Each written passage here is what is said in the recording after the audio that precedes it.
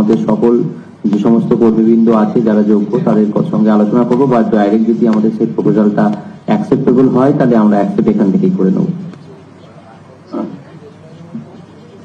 আমি যেটা বলবো সেটা যদি মানতে রাজি হয় তবে আমি বলবো, না আমি বলবো না।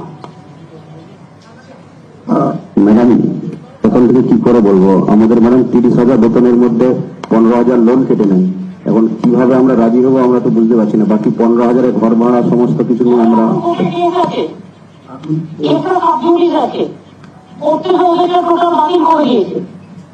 এই অবস্থা ওদেরকে আমরা রিভিউ করবো এবং টিচারদেরকেও রিভিউ যাবো। এর জন্য আমাদের হাতে 1 মাস টাইম আছে, মানে যেদিন কোর্টে জাজমেন্ট দিয়েছে তার থেকে 1 মাসের মধ্যে করতে হয়। সুতরাং আমাদের কাছে যে টাইমটা আছে তার মধ্যে ওরা যেটা লাইভলিহুডের ব্যাপারে বলেছে আমি নিশ্চয়ই কিছু করতে পারি ওদের জন্য, কিন্তু সেটা ওদের বলতে হবে যে আমি একটা কিছু বলি তারপরে নিজেরা ডিসিশন নিলে সেটা হবে না।